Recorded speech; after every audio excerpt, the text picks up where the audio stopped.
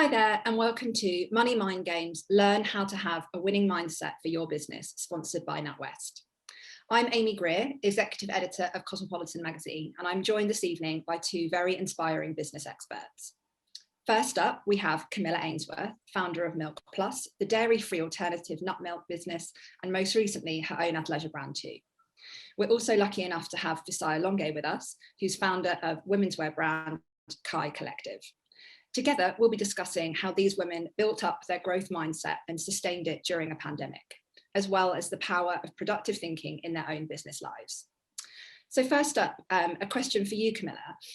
How important is mindset in the day-to-day running of your business and indeed in kind of getting it off the ground in the first place? Mindset for me in the startings of both of my businesses has been absolutely paramount.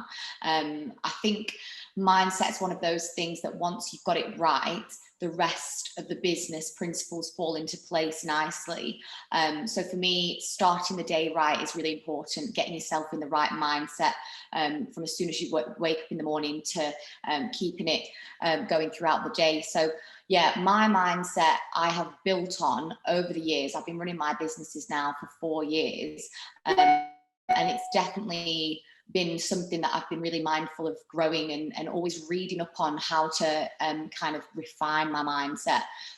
So mental agility is key when running a business. So you've got to get comfortable with being uncomfortable. And that's something that I learned quite early on.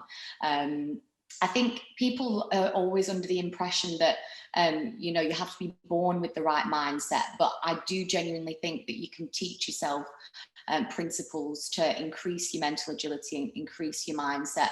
But if I didn't have the right mindset in any of my businesses, there's been so many fires to put out in the day-to-day running of a business that I just don't think I would have had the minerals to carry on and be where I am now. So it's really, really important to get that right from the outset. Great, yeah, I agree. Fisayo, can you think of any examples of a time when you think that having the right mindset helped you get ahead in a business venture or helped you succeed where otherwise you kind of might have failed? Yeah, so like Camilla said, mindset is absolutely everything. And when I reflect on this question, it's, as she said, the day-to-day fires that come to mind. So whether that is a shipment, you know, launching pre-orders and then a shipment getting lost while everyone is chasing their pre-orders, things like that, that you just think, I'm not going to make it to the next day because my business is over. But then now I just like in the beginning, things like that, I felt like my life was over. Now I know that the business will make it to the next day. And you have to have that mindset. Like you have to have that mindset of this is really difficult, but how are we going to get through it? And how do we damage control? So there was a time when my shipment got lost and then customers were chasing pre-orders and it was already late and it was just a nightmare. So yeah, just that real resilience is like really, really important. And then even beyond resilience is things like having the right mindset about the kind of business you're running and where you want it to go. So for example, about 2 years ago, ASOS reached out to Kai and we were meant to be on ASOS. And even though I didn't think that ASOS was like the best place for us, the business was really struggling. I thought we wouldn't make it. And I was like, yeah, sure, let's do this. And did everything, spent so much money, and then they canceled last minute. And they ended up coming back. But by that time, I had realized that it is more than just like instant ease and just making my life easier instantly. And it was really, really important to bear in mind where I wanted my brand to be, what kind of brand I wanted to build, and what the target market was. So even if I couldn't afford the type of lifestyle that I wanted at that moment, and that deal would have made it easier, you just have to train your mind to prioritize where you want your business to go. Really interesting. Thank you for that. Camilla, so it's a similar point actually, but on increasing revenue is obviously a key goal for any new or established business. How did you first go about doing this with M+LKPLUS? So from the outset, M+LKPLUS, I was very open about the fact that obviously I went on The Apprentice for the sole purpose of building my brand and using it as a launch platform. And the best outcome for me was getting that launch platform, but not getting the investment, because that meant that I had 100% control of my business. But obviously it left me in a position where I had to self-fund everything, and we were on a real shoestring budget. Like, I'm talking, you know, every invoice I was trying to negotiate with people, trying to get the price down. I think for me, trying to increase the revenue and to make it a viable business, like, it's all very well and good, like having a passion project, but you've got to remember that at some point you have to be paid and you have to be able to sustain the lifestyle that you want to live. So I basically implemented loads of marketing techniques that were free to me. So social media, you've got to utilize. And that's the main thing that I tell everyone that's aspiring to be a business owner. Really do look into the resources that are available free for you, and get people to talk about your product. Word of mouth marketing. When you've got a good product, it sells itself. So you want to really look inwards and think, right, what can we improve internally in the business that can then have a knock-on effect on sales.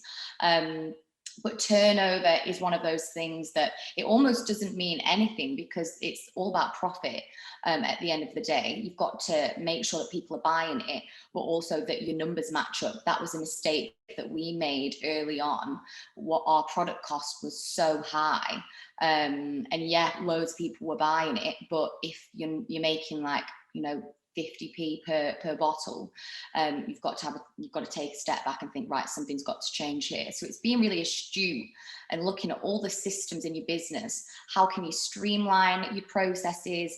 How can you get people involved on a freelance basis, you know, to really streamline your costs? But it is super difficult, but I think it's focusing on the 1% improvement. So if you can just, you know, lean part of a business out without obviously not spending any money, because you have to invest, I think, to be able to see revenue increase. You've got to have a pot of money, even if it's a small amount. Like, I invested, I think it was about £6,000 at the start, and that was like my earned cash from working 4 jobs, and it was all just going back into the business. So yeah, you have to remember as an entrepreneur that money is not the most important thing, but you have to at some point start to pay yourself, and you've got to pay everyone that works for you well, and in order to do that, you have to increase revenue. Can see Fisayo nodding along there, so I'm sure she agrees with you. Fisayo, the last year has been a really tough one, you know, since the pandemic, and it's been really challenging, particularly in retail, I think, as we're all aware.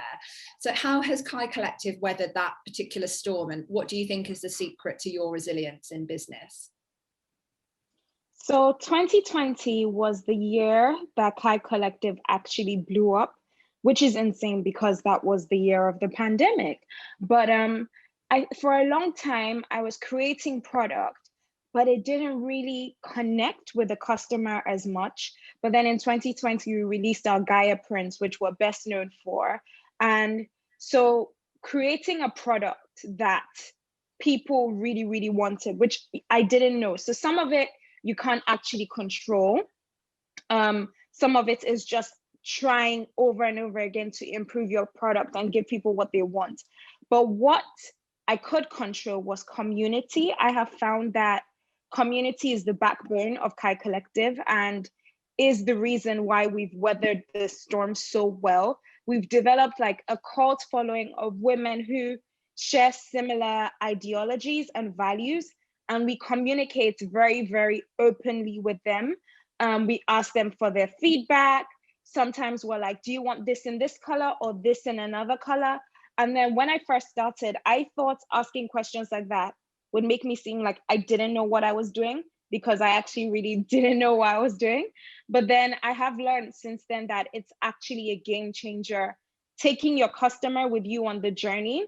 So I would say we've weathered the pandemic so well because of our product and the improvements in our product.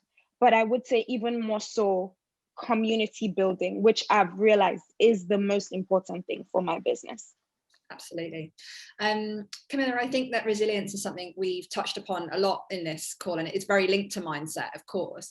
It's really interesting in business, and I wondered if, having come through the apprentice process, as you said, and launched 2 businesses now, you had any tips for those who hear no more than they hear yes at, the start of their business? Absolutely. Yeah, I heard no so many times throughout the business building process, and it's almost becoming immune to the no's and using the fuel from the no's to really fuel the fires to make you go forward and just turbocharge your business. I think there's always going to be doubters, there's always going to be naysayers, and you're always going to get no's, but it's actually just backing yourself and really believing in either your product, your service, or your business idea, and pivoting. If the idea, if you've been told no, go back, ask for feedback on the no. No doesn't always mean no. Also, I was told no by Holland and Barrett when we first launched the prototype of M+LKPLUS, and looking back, I remember thinking, it was amazing, like, why have I been told no? But I wasn't looking on the product with fresh eyes because I was so involved in the business. So I went back and said, what's the reason for the no? And they gave me feedback, and from that feedback you can refine and go forward from there. And then fast forward, I think it was about 7 months, I was given a yes. So it's all about resilience, it's all about dusting yourself off. Maybe I implement a rule that I do for myself, which is the 5-minute rule. So if something's gone wrong, I allow myself 5 minutes to have a little bit of a mini paddy, throw my toys out of the pram. Not literally, I'll have an internal paddy. I would never let it affect anyone else in the room. And then you've just got to collect yourself and think, it's happened now, I've had the no, now how do we work through it? It's all about solution based in business. So it's actually, when you flip it around and implement a positive mindset, no's can very often be super informative and be a catalyst for a future yes. So that would be my advice. Just no is just yes spelt wrong. So, try. It's very good advice for life as well. We say similar things in journalism. It's a starting point. Fisayo, that's something that you've, obviously you're, that ASOS example that you gave was super interesting, because that was when a no actually was, you said the no, and that was super empowering as well. Is that something you've experienced as well yourself? Yeah, but I think what's important there is that I didn't say the no first. Yeah. So they canceled, they said no after I had put all this work into it. And so unlike Camilla, I don't cry for 5 minutes, I cry for a day. So I spent like the day in bed really, really upset, because I was just having such a hard time with this business. And to me, that was just what we needed at that time to change everything. So I had really made plans about how everything was going to change. But it was an example of when a no was the best thing that could have happened, because it made me really realize that, immediate gratification through having, more revenue was not worth sacrificing my brand's identity and direction. But I absolutely agree with Camilla. The no's come so often. Even still, like, I don't know, I just thought that the more achievements I had, like, Forbes 30 under 30 and all these things, I thought I would have less no's. But it almost seems like the more opportunities I put myself forward for, the more no's you get, which is, when you think about it, that's just natural. And the more wins you get as well. So the no's keep coming. Like, I don't know if they will ever stop. Maybe when I'm like at the top of my career, they will. But so far, I have had so many rejections, but then you only need a few wins to balance out those rejections. Like, now I just dust it off my back, and I just know I hold this promise to myself that it wasn't right for me, except I think that it genuinely is really right. Then I might, go back if I think about it and it does mean a lot to me, and, try and turn it into a yes. But my experience with no so far is that they led me in the right direction.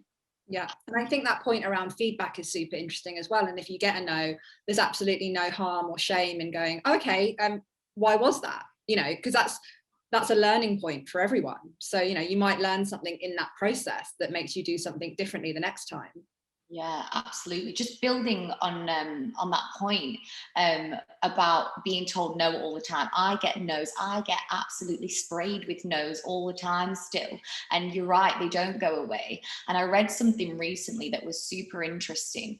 And it was saying, it was giving the example, it was either a footballer or a cricket player. I can't remember which it was. I'm not a sport fanatic, as you can tell, but I really like the principle of it. And it was basically saying that the person who was famous for having the most runs or goals or whatever it was also had the most losses. And I was reading the book and thinking, interesting, like how can that be the case? But it's just that that person has put themselves in a position to win more often. So obviously as a byproduct, you're going to be also told no, or lose a game or lose a goal just as much. And I thought that was a really interesting way to look at things. Yeah, it is really interesting. It actually relates to a question I'm going to ask you both, which is, do you think that entrepreneurs think differently to other people? And if so, could you describe that difference? I mean, Camilla, we can start with you, or Fisayo, I don't mind, whoever has any thoughts, but I think what you're describing is a different thought process to the way that other people think. And if you're thinking of starting your own business, when you haven't already, you might have to try and adopt some of those different thought processes. Absolutely. I think everyone has the ability to be an entrepreneur. I don't think that they're necessarily born with a different mindset per se, but I do think that if you don't use the tools available to you, then you can lose that potential. I was an accidental entrepreneur. I always identify as that, because I didn't want to really go into it. I wanted to do a law degree and I wanted to be a lawyer, and then plot twist, ended up chief nut milker. So it's very bizarre how it all worked out. But I do think that the mindset held by entrepreneurs is very different to the rest of people, in terms of, like, if you have a 9 to 5, you have to have a different eclectic set of skills, in that you can't let pressure and the pressure of not being able to switch off your laptop when it gets to 5 o'clock consume you, because it can. I think a big factor is also surrounding yourself with the right people. So I strongly believe you become the average of the 5 people you surround yourself with. So that really affects your mindset as an entrepreneur, 100%. Fisayo, what about you? Do you think, you studied law as well, didn't you? No, so I was going to, but I ended up studying accounting, then I got kicked out, and then I've just finished an anthropology degree. Right. But originally I was going to do law and anthropology at LSE. I always loved law, but then when I went back to university, I knew that a law degree would require like too much from me, because I was already working on my business. So I was like, you know what, I'm just going to do anthropology, which I loved. But yeah, in terms of the mindset of an entrepreneur, I don't think that entrepreneurs are necessarily have a different mindset, but I think entrepreneurs have to develop a different mindset. There are certain traits that I see in many entrepreneurs and that I don't necessarily see in my friends that aren't. And I think it's things like that resilience, things like confidence, and so it's to survive as an entrepreneur. I think the most important thing is self-awareness, to know what kind of person you are, and then knowing there's just certain traits you need. You need ambition, you need resilience, you need just that grit. And even if you don't have it as an entrepreneur, you need to have people around you or in your team who have it. So I would say self-awareness is the most important thing for entrepreneurs, absolutely key.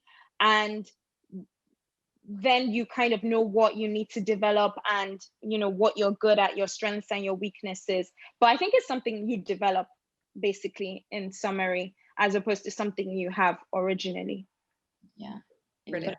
Consistent with it as well. Like, I always say to anyone that's asking for advice on becoming an entrepreneur, is being consistent, consistent with your mindset, consistent with your effort, consistent with your creativity, everything you want is waiting for you on the other side of consistency. That's what I always tell people. And it's focusing on that and just really having the commitment to being entrepreneurial and not letting it be wasted or not letting you be distracted, because if you let your distractions take you away from, you know, being an entrepreneur, then they'll stand in the way of your success in the end.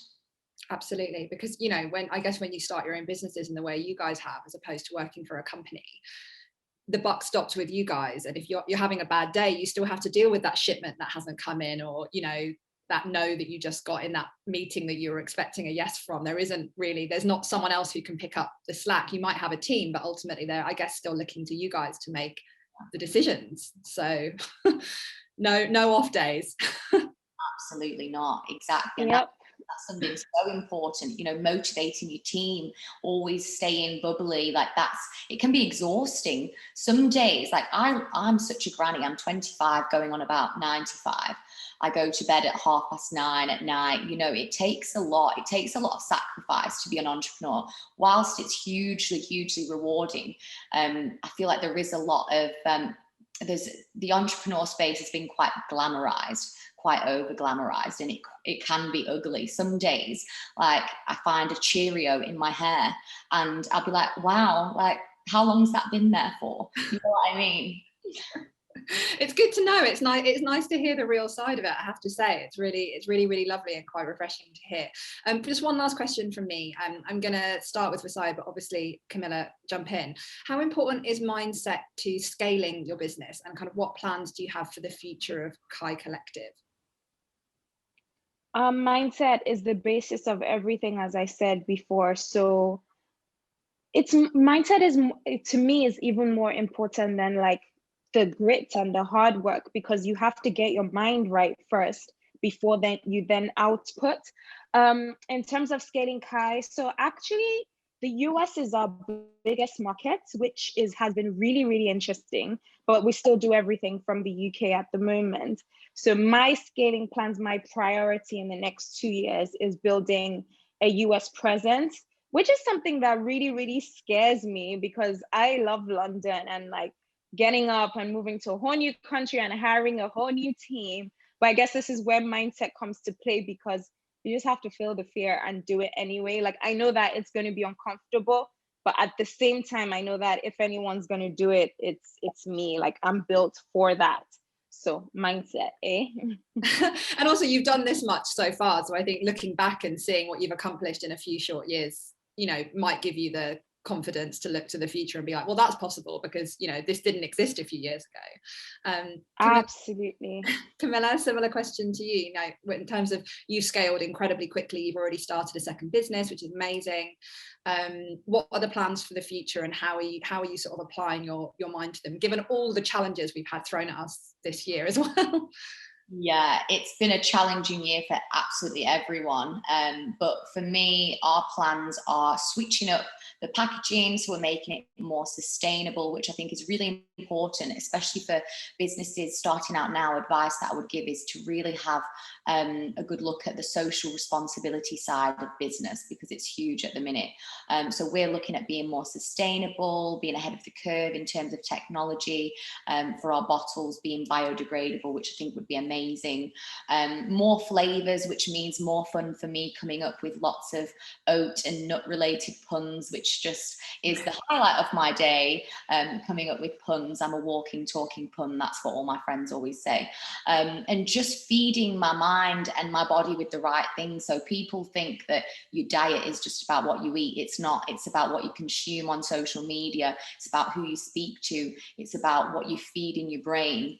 And I think that there's never a time that I will say, you know, I'm an expert at this. I think in order to grow M+LKPLUS, I always have to be self-aware and thinking there's always more to be learned, always the student, never a master. That's what I always like to remember. But like you said, reflecting and realizing that actually I've had the grit and determination to get this far, and a little bit of self-belief goes a long way in fueling your already existing strong mindset. And it's just exciting. I think in order to really thrive as an entrepreneur, you do have to quite like the uncertainty and the unknown. And if you don't, then you are going to struggle. But just like we were saying, you know, feel the fear and do it anyway. I absolutely love that quote. It's got to be my next t-shirt quote saying, because I do like to implement that myself. And just going back to a point earlier actually that I wanted to touch on before I forgot, and that was about building a community as opposed to just a customer. That's what we're really focusing on at the moment. We are quite lucky in that we've got a really good sense of community with M+LKPLUS. People feel very strongly about the product.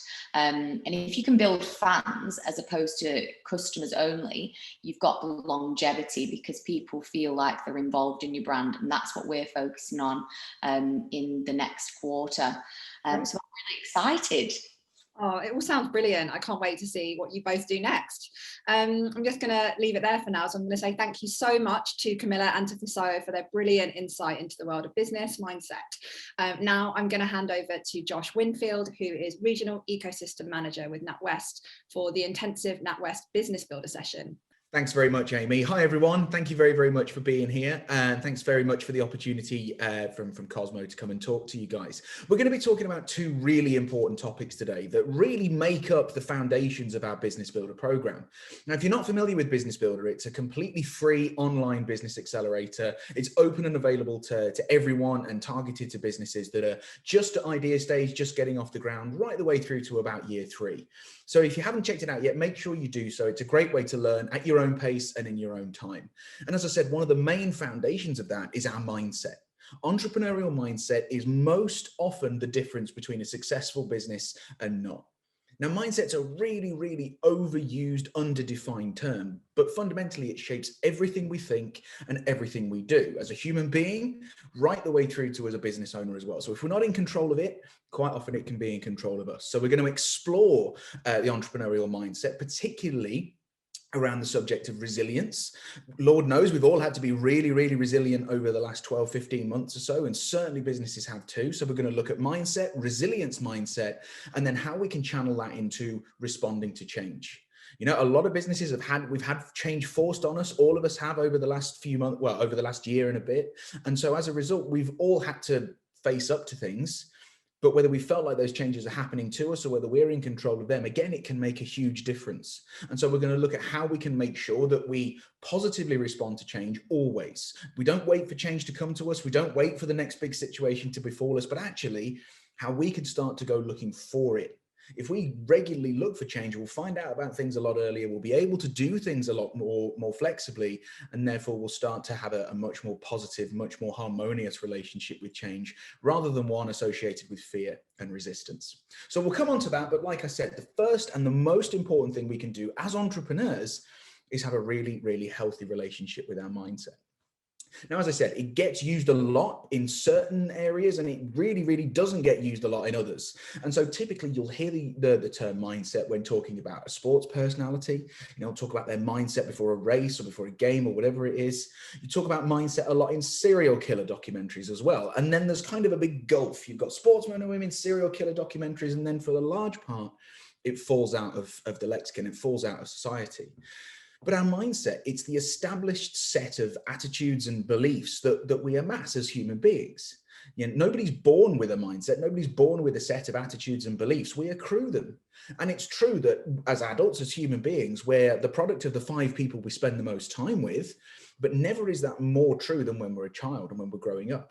And it stands to reason, right? When we're growing up, we go to school 6-7 hours a day. We take in information. We're growing as human beings. Our brain is no exception to that. It's growing too. And it's at a phase in its being where it's taking in information more rapidly and more succinctly than it ever will going forward.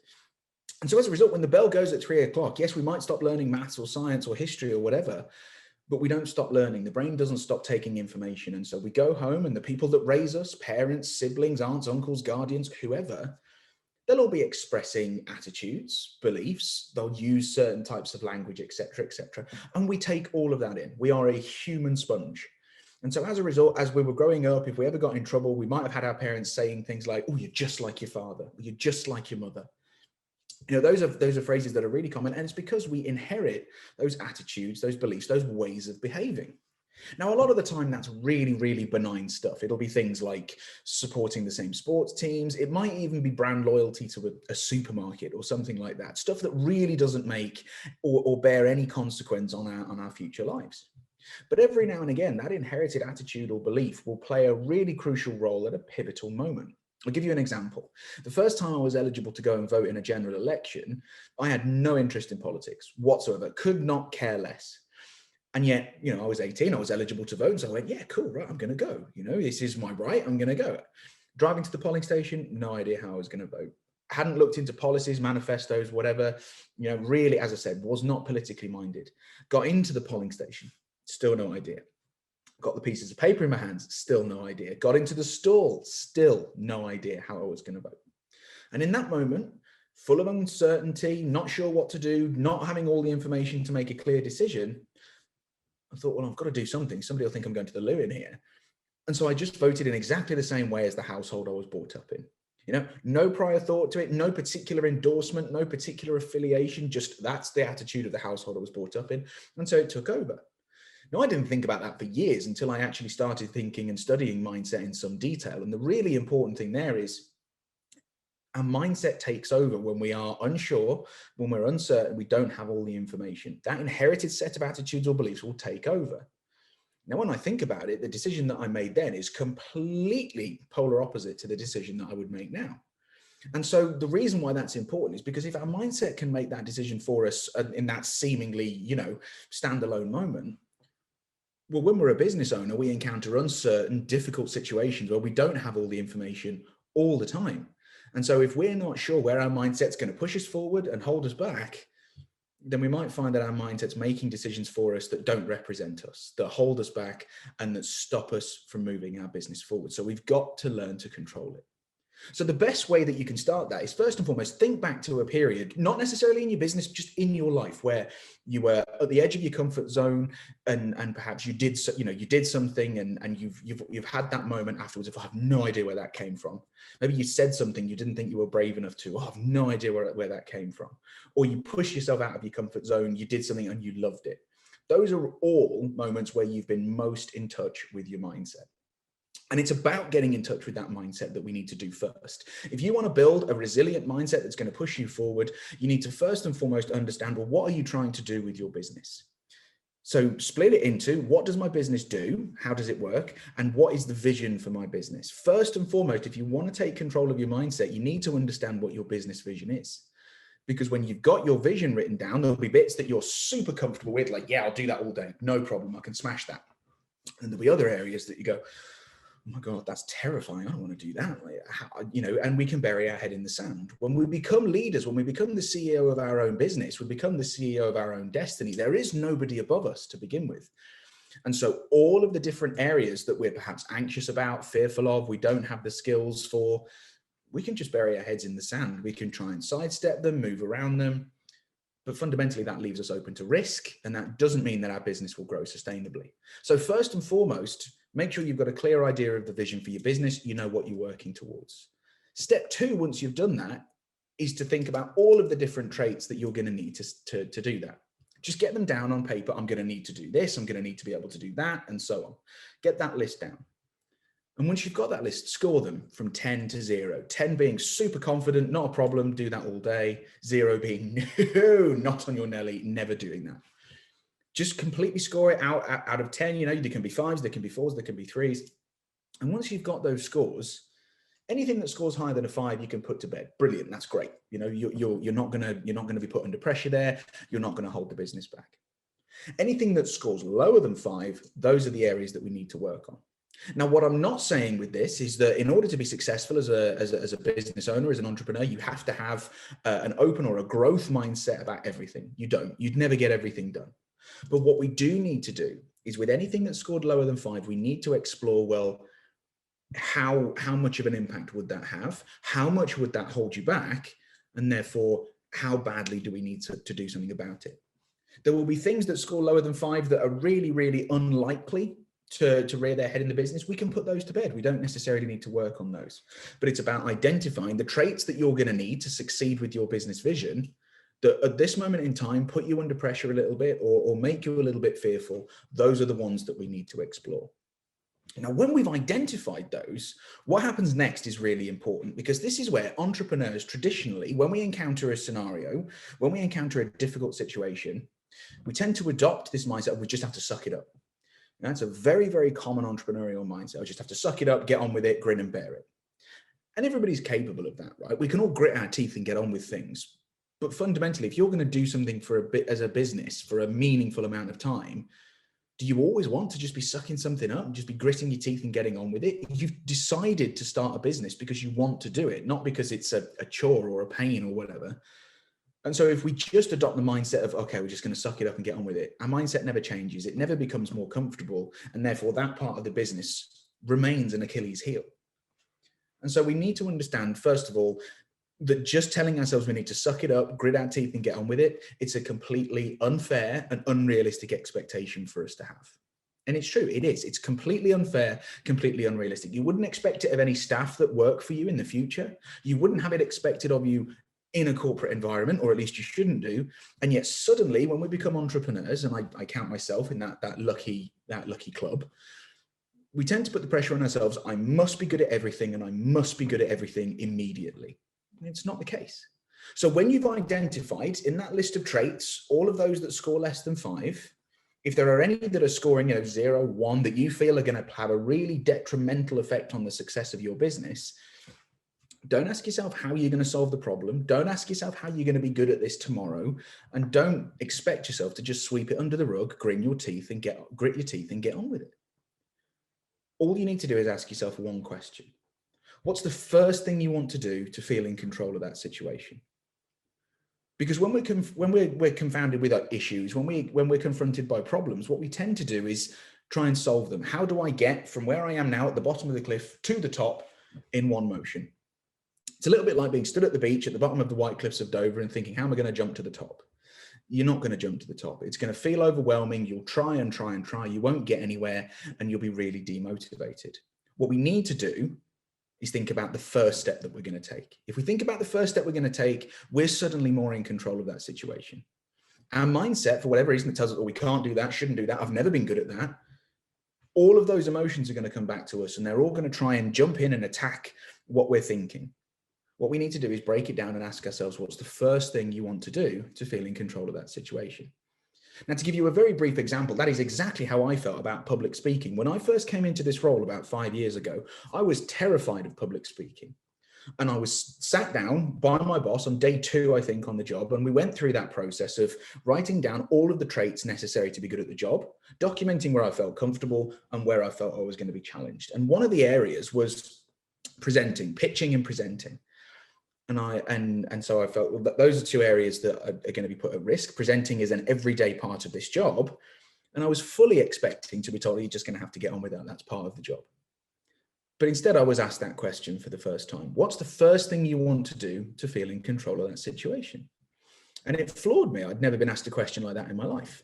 But it forced me to break down, well, where does that mindset come from? What's motivating that?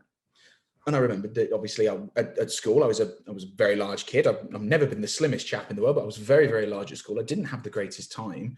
And so as a result, I realized that had stayed with me throughout my entire life.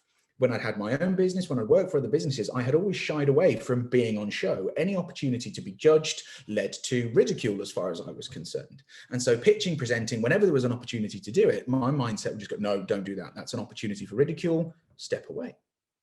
And so I realized that the first thing I needed to do, by this point, when I was going through this list of traits, I'd lost a bit of weight, I was a bit more body confident, but I realized that I was worried about what people would think. I was worried about judgment. And so I realized, okay, the first thing I need to do is understand how to deliver this content well. So who's the best presenter in the team? Who can I go and learn from? And my boss told me, and I said, okay, I just want to go and watch that person, make loads of notes, ask loads of questions, because that will inform me of how to do a good job. And he went, okay. And genuinely, cliched as it may be, it was like a weight had been lifted. It really was, because suddenly I was in control. Nobody was expecting me to be good at this situation tomorrow. Somebody was expecting me to improve, and that was it. I was in control. And so I did. I went, I observed, I made loads of notes. And at the end, I asked that presenter loads of questions. Why did you say that? And you used a great example. Where did you get that from? So that on the train on the way back on that particular day, I suddenly found myself asking, okay, well, what's the next thing I want to do to feel in control of this? Suddenly I was in control. Nobody was expecting me to be good tomorrow. People were just expecting me to improve. And if you have that expectation of yourself, that is how you develop a resilience mindset. So first and foremost, understand the vision for your business, understand what you're trying to achieve.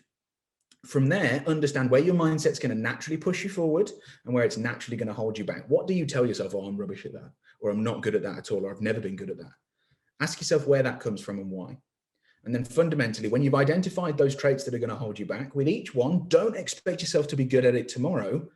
Just challenge yourself to improve with that question. What's the first thing you need to do to feel in control of that situation? And quite often there'll be somebody in your network, in your friend group that's good at it. And it's picking up the phone to them and going, can I pick your brains for half an hour about how you do that? And when you've broken down that first step, you'll find yourself taking that second one and that third, so that you get to the top of the White Cliffs of Dover. Yeah, it takes longer, but you get there. And the sense of achieving what you do is amazing. And that's how you generate that resilience mindset. Now that becomes really important then when we encounter change as a business, because as we know, and as the last 15 months has proven, we never know what change is around the corner. It could be pretty extreme or it could be pretty relaxed. We don't know, and we can't always expect it. But certainly what March and April and May of 2020 found sort of yielded was that a lot of businesses have a very, very unhealthy relationship with change. Now that stems from our mindset. If you're the only person in your business at the moment, you are your business. And so whatever your personal reaction to change is your business's reaction to change and how it deals with it. So it's important to understand that. But what we found is that last year, thousands of businesses were found wanting as far as change was concerned. Because as human beings, we tend to associate change with uncertainty, with fear, with anxiety, with the unknown. And so we avoid it. Change is something to be avoided. But actually, every action has an equal opposite reaction. And when we look for change, we can actually find opportunity as well as risk. And so what we need to do is start thinking about, well, when it comes to developing a change culture, going and looking for it. Now, change readiness is a topic or something that you'll see in a business textbook. You'll see lots of people talking about it. You know, change readiness, you know, it's about having processes in place, etc.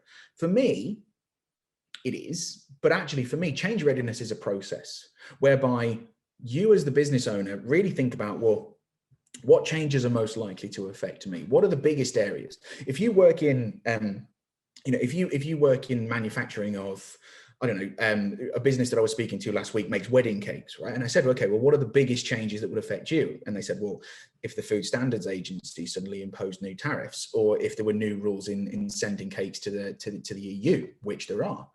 And I said, okay, well, how prepared are you for those? How regularly do you check in with the Food Standards Authority? How regularly do you check in with EU policy and regulation? And they went, well, I do it about every 3 months. I went, brilliant. So you have a process every 3 months where you check in with those policies, with those options, and understand the ramifications for your business. And she went, yeah, fantastic. And that's a perfect model, I think, for anybody to adopt, is that we start to embed change readiness as we go looking for change. Take some time to identify, well, this is my business, therefore, what changes would be the most cataclysmic? You know, is there a governing body for your industry? Well, what if they change laws or rules? Is there a particular trade embargo on your industry?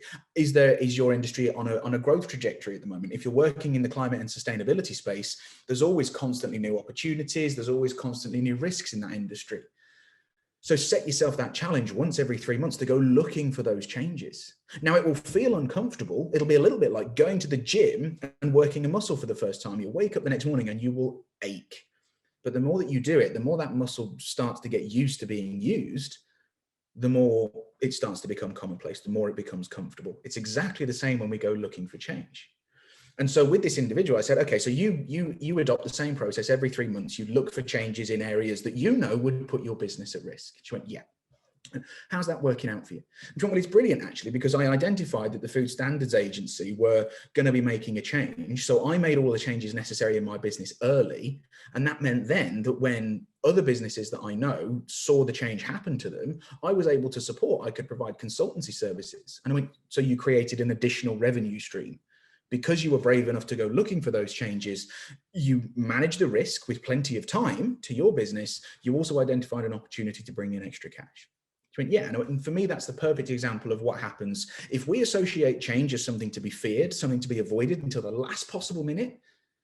Then the first we'll know about it is when it impacts us hook, line, and sinker.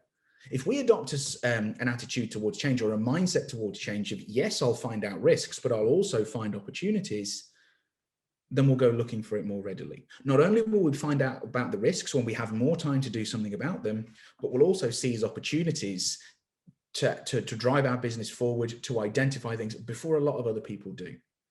And so for me, those are the two really, really big points. First and foremost, any business, any successful business is only as successful as the entrepreneur's mindset. So take time to understand yours. Where does it naturally push you forward? Where does it naturally hold you back? And what can you do about that? From there, you can understand, when you've got a good lid on your mindset, you can understand what your own attitudes towards change are. But challenge yourself to think, how every 3 months could you go looking for changes in your business?